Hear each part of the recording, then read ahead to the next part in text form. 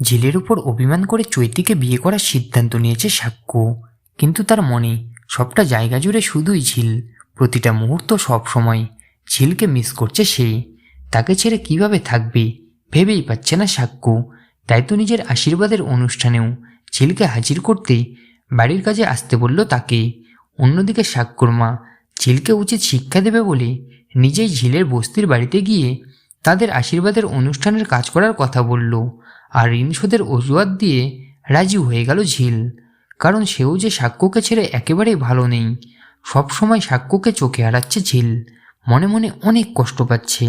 আর তারপরেই পরের দিন সকাল সকাল মা আর দিদিকে সাথে নিয়ে সাক্ষ্যদের বাড়িতে পৌঁছে যায় ঝিল। সাক্ষ্যর সামনেই আশীর্বাদের সমস্ত আয়োজন নিজে হাতে করতে থাকে, আর মনে মনে অনেক কষ্ট পায় সে। অন্যদিকে সাক্ষ্য তার মনোযোগ থাকে শুধুমাত্র ঝিলের উপর। ঝিল অন্য কারো এটা ভাবতেই পারছে না সাক্ষ্য, আর মনে মনে বলতে থাকে, আমিও দেখতে চাই ঝিল, আমার আর চৈতির আশীর্বাদ তুমি নিজের চোখে কিভাবে দেখতে পারো। সেই সময় সাক্ষ্য আর ঝিলকে লক্ষ্য করে বাড়ির সকলেই। সবাই ভালোভাবেই বুঝতে পেরে যায় দুজনেই অনেক কষ্ট পাচ্ছে। সাক্ষ্য ঝিলের প্রতি যে দুর্বল হয়ে পড়েছে, তাকে ভালোবেসে ফেলেছে, সেটা সকলেই বুঝতে পেরে যায়। আর তারপরে সাক্ষ্যর মা ঝিলের কাছে গিয়ে তাকে বলে, তোমাদের ডিভোর্স হয়ে গেছে, তাই তুমি যে কাজটা করতে এসেছো সেটা ভালো করে করো। এই বলেই তার গায়ে হাত তোলে সাক্ষ্যর মা। আর এই দৃশ্য দেখতে পেয়ে যায় সাক্ষ্য।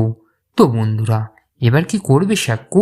এবার যদি রেগে গিয়ে এই বিয়েটা ভেঙে দিয়ে আবার ঝিলকে কাছে টেনে নেয় সাক্ষ্য, তাকে স্ত্রীর মর্যাদা দেয়, তাহলে আপনাদের কেমন লাগবে কমেন্ট করে অবশ্যই জানান। মূল ধারাবাহিক দেখতে হলে অবশ্যই চোখ রাখুন স্টার জলসার পর্দায়। সাথে এমনই আপডেট প্রতিদিন সবার আগে পেতে হলে আমাদের এই চ্যানেলটাকে অবশ্যই সাবস্ক্রাইব করে দিন।